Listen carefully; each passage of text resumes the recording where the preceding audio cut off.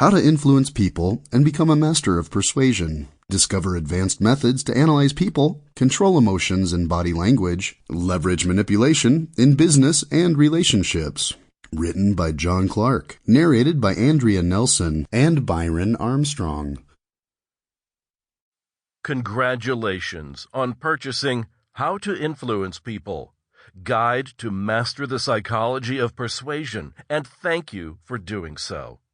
The following chapters will discuss about the power of persuasion, learn how to control your emotions, read body language to analyze people, and many more manipulation tactics you will be able to use in business, relationships, and with friends.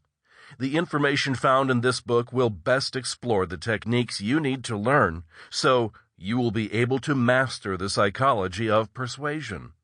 Thanks again for choosing this audiobook. Every effort was made to ensure it is full of as much useful information as possible. Please enjoy.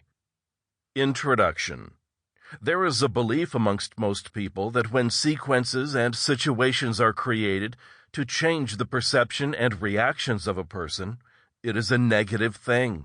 But if we were to look closely, we would observe that this is something that manifests on a daily basis in our lives.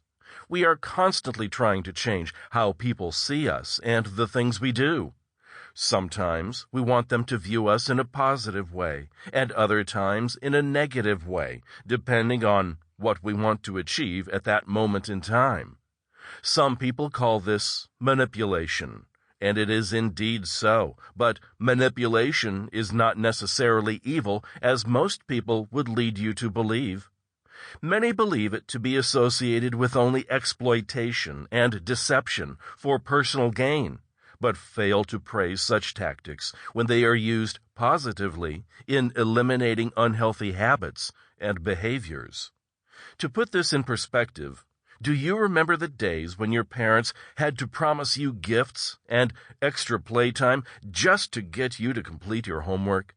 That is manipulation in its simplest form, but it doesn't match up with what people like to believe of manipulation. They clearly were not manipulating you for reasoning for their own benefit. If anything, it was for yours.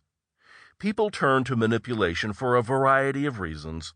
To advance their own purposes and agendas, to help you attain your own goals and objectives, to gain power, or are already causing until they are too far gone in the game.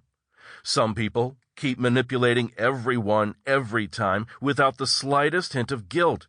Such people are psychopaths.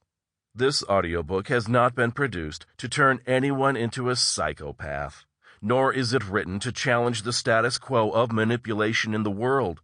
It is written to show you the ropes at a skill many already utilize. Yes, everyday people manipulate others, in their business environments, in social settings, in friendships and relationships.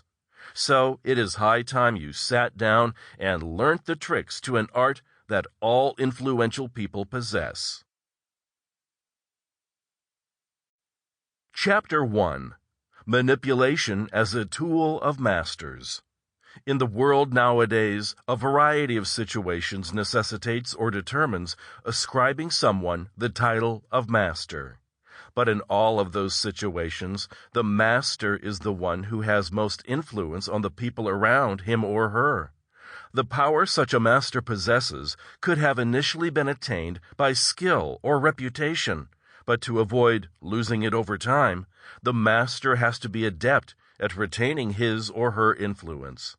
Such a person is usually held in high regard, regardless of status or wealth, and very rarely do these people attain such a status by being themselves or by being ordinary.